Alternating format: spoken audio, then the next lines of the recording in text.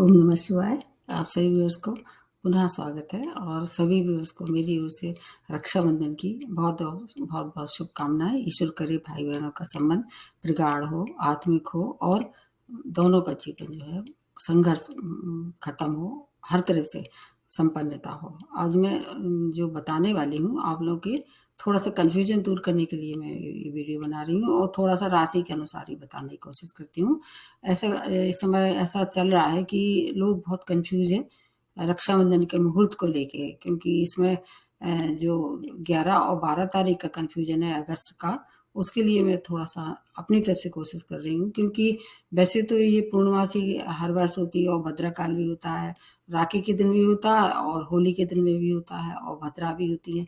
इसमें कोई अनोखी बात नहीं है, लेकिन कुछ बातें ऐसी होती हैं जो बहुत अजूबी होती हैं। इस समय ये अजूबा हो रहा है क्योंकि जैसे ही पूर्णमासी शुरू हो रही है उसी समय भद्रा काल भी शुरू हो गया है। तो भद्रा के लिए ऐसा जाना जाता है, कहा जाता है ग्रंथों में कि ये जो है वो शुभ कामों के लिए अच्छा नहीं मानते हैं भद्रा काल। भद्रा है कौन, ये तो आपको नहीं मालूम होगा, मैं संक्षेप में बता देती हूँ। भद्रा सूर्य की पुत्री है और शनि की बहन है। और ये क्या है, इनका जो है वो शुभ कार्य में इनका कोई भी लेख मतलब करना अच्छा नहीं माना जाता है इस काल में, भद्रा काल में। ये 11 तारीख को मॉर्निंग से ही इनका जैसे ही पूर्णमासी शुरू हुई उस समय शुरुआत हो जाएगा भद्रा काल। और फिर ये लगभग ये समय मतलब भद्रा काल का लंबे समय तक 11:38 तक रहने वाला है। तो 11:38 के बाद से आप चाहें तो भद्रा का दोष खत्म हो जाएगा और भद्रा काल के लिए आप उसको क्या कर सकते हैं, दोष मुक्त होके फिर राखी का त्योहार मना सकते हैं। वैसे भी ये जो भद्रा है ये मकर राशि में है, तो ये पाताल में है। तो जो पाताल की भद्रा होती है ना, इनका ज़्यादा वो नहीं माना जाता, दोष नहीं माना जाता है। और अगले दिन क्या है, जैसे ये समय 11:38 से शुरू होके अगले दिन 7:15 मॉर्निंग में रहेगा। तो उसमें जो सूर्योदय होता उससे अगर देखें, आकलन करके देखें तो लगभग ये बहुत कम समय रहेगा। तो उसमें तिथि का बहुत महत्व नहीं होता है। इसलिए ज़्यादा से ज़्यादा अगर हो सके तो या तो 11 तारीख की 11 तारीख को ही लगभग एक बहुत अच्छा एक मुहूर्त है, उसको आप मतलब अनुज मुहूर्त जिसको कहते हैं, अभिजीत मुहूर्त है, वो हर रोज होता है केवल बुधवार को छोड़ के। उसका आप इस समय इसका फायदा आप ले सकते हैं। उसमें अगर कोई भी भद्रा काल हो, कुछ भी हो, उसका महत्व कम नहीं होगा। ये है अभिजीत मुहूर्त। ये लगभग 12:05 से शुरू हो जाएगा और ये लगभग 1 सवा बजे तक मान के चलिए आप, ये चलता रहेगा। तो अभिजीत मुहूर्त में अगर आप चाहें तो रक्षाबंधन का पूरा आप जितना आप कोशिश कर सकते हैं राखी बांधने की भाई की, ये आप कर सकते हैं। तो एक तो इसमें एक ये विकल्प है कि आप अभिजीत मुहूर्त में उसको उपयोग करके और राखी का बंधन 12 बजे से लेके और आखिरी मतलब जैसे आप चाहें तो शाम तक बांध सकते हैं, रात में भी बांध सकते हैं और उसके बाद फिर अगले दिन 7:15 तक भी बांध सकते हैं। कई बार मजबूरियाँ होती हैं, कोई भी भाई बहन अगर कहीं से आ रहा है, कहीं दूसरे सिटी से आ रहा है, दूसरे देश से आ रहा है, तो वो टाइम देख के नहीं आएगा, भद्रा देख के नहीं आएगा। वो तो अपने जो उसकी फ्लाइट होगी, जो उसकी ट्रेन होगी, जो बस होगी, उसी के हिसाब से आएगा। तो उसमें आपको थोड़ा-सा ये विकल्प है कि आपको एक काम करना चाहिए, कभी ऐसी मजबूरी हो जाए तो उस समय जैसे मैंने बताया अभिजीत मुहूर्त का समय उपयोग उसमें उपयोग में लेना चाहिए। उसका प्रयोग करने के लिए आपको क्या है, जो राखी आप लेके आए हैं उसको आप राखी या जो भी मिष्ठान या जो भी उपहार अपने भाई को आप देना चाहती हैं, शिव जी को पहले राखी बांध देना चाहिए और उनके सामने उनको समर्पित कर देना चाहिए। और उसके बाद जब आपके भाई आए तो वही राखी उठा के आप अपने भाई को बांध सकते हैं। एक से ज़्यादा भाई हैं तो एक से ज़्यादा राखी रख दें। तो उसमें क्या है, अगर भद्रा है भी तो आपका फिर दुष्प्रभाव से वैसे भी जैसे मैंने बताया कि पाताल की ये भद्रा उसका कोई ज़्यादा महत्व नहीं है। और अगर शिव जी को ये अर्पित की जाती है कोई भी चीज़ तो वैसे ही दोष मुक्त हो जाती है। एक तो दूसरा विकल्प ये है। अब ये क्या है, गुरुवार को पूर्णमासी है, उस दिन ये जैसे हर साल पड़ती पूर्णमासी के दिन, उसके बाद फिर अगला जो दिन वो भाद्रपद हो जाता है, उसमें फिर राखी तो नहीं बाँधी जाएगी, उसका मुहूर्त ही बदल जाएगा। तो एक इसमें ये मतलब भद्रा का भी हो जाएगा और दुष्प्रभाव कम, और आपको शुभ मुहूर्त, शुभ ये जो होता है अभिजीत मुहूर्त, ये बहुत शुभ कामों के लिए जाना जाता है। जो भी काम लंबे समय तक मतलब आपके भाई की लंबी आयु, स्वस्थ रहें, इन सब चीज़ों के लिए बहुत अच्छा माना जाता है। इसलिए इसका आप बिल्कुल भी डरने की कोशिश नहीं करना है, और बिल्कुल समय से राखी बाँधना है, और मन में कोई भी भ्रम नहीं पालना है।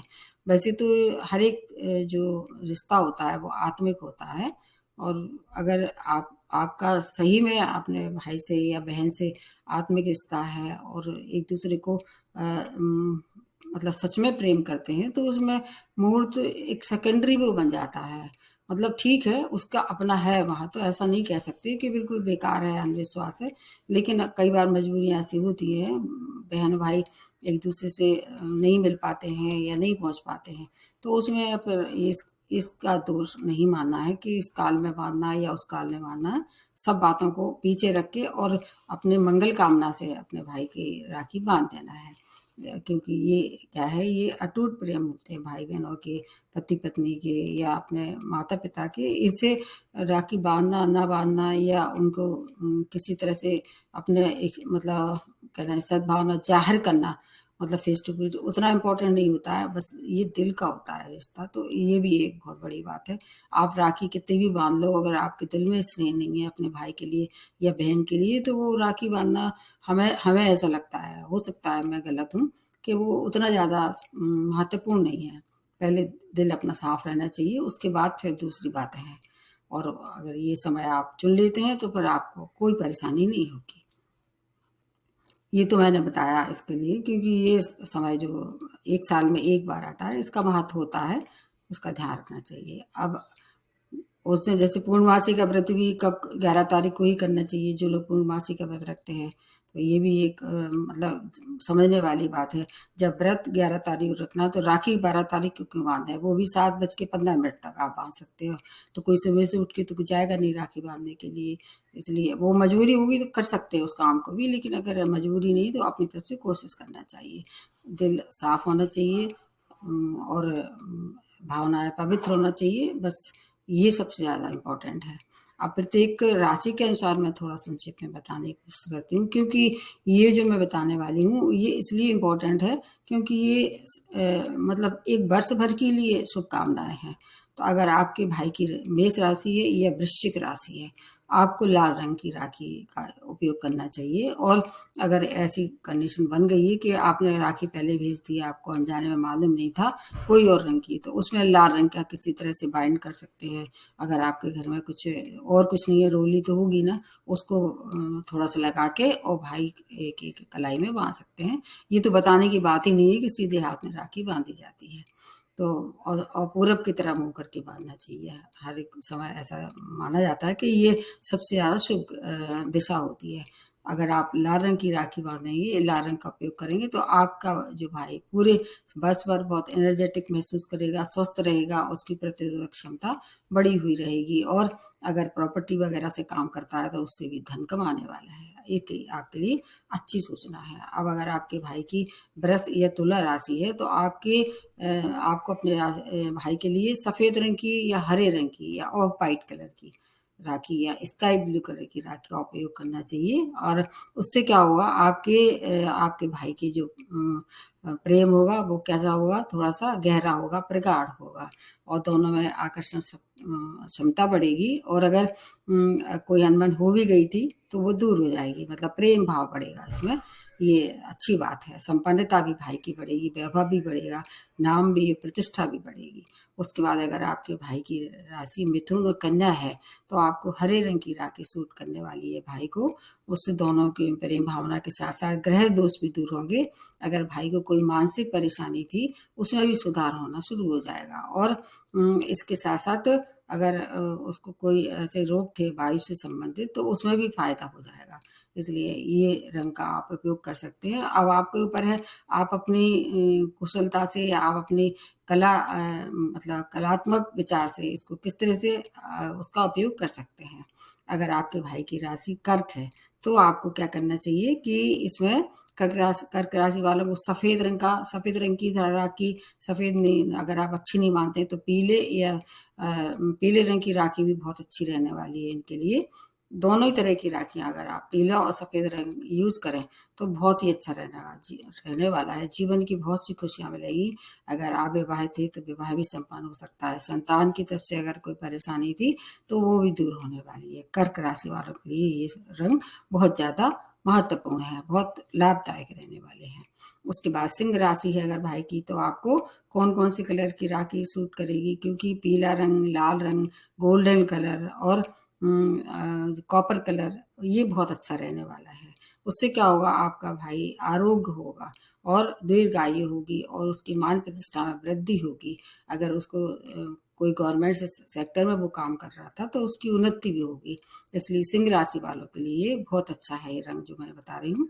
और अगर आपके भाई की राशि धनु या मीन राशि है, आपको पीले रंग की राशि सबसे ज्यादा सूटेबल रहेगी। पीले रंग की तो वैसे ही बहुत राखियां बनती हैं, तो पीले रंग की राखी अगर आप बांधते हैं तो जीवन जो है आपका भाई का, अगर कहीं संकट में था, किसी भी तरह से रोग से, व्याधि से, किसी भी तरह से परेशानी में थी, सब दूर होंगे और भाई के सभी कार्य रुके हुए थे वो पूर्ण होंगे।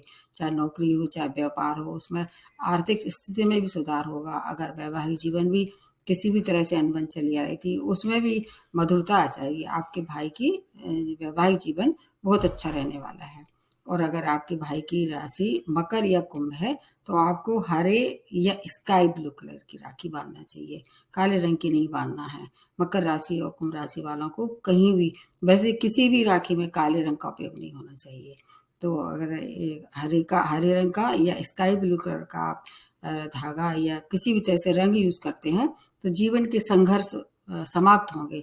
क्योंकि ये जो शनि प्रधान राशियां हैं पूरे जीवन भर इन्हें संघर्ष का सामना करना पड़ता है, हर काम में इन्हें डिले देखना पड़ता है। तो पूरा जीवन कैसा होगा, खुशहाली से भरा होगा। और इनके घर में जो कमियां थी वो आप अपनी भाई की पूरी तरह से क्या करेंगे, खुश से जीवन जो है खुशियों से भर देंगे।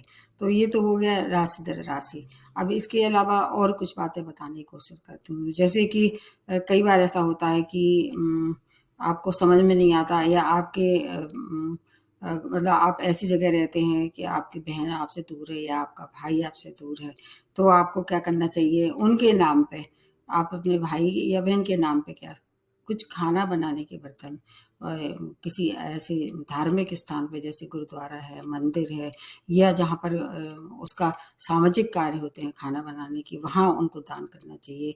खाने पीने की चीज़ों का भी आप दान कर सकते हैं। इसके अलावा और कुछ चीज़ें जैसे कि भद्रा काल का अगर आपको किसी तरह से मन में भ्रम बैठ गया है तो उनकी अशुद्धता भी कम होगी। और बुजुर्गों को खाने पीने की चीज़ दान करना चाहिए। कन्याओं को भी कुछ अपनी तरफ से दे देना चाहिए।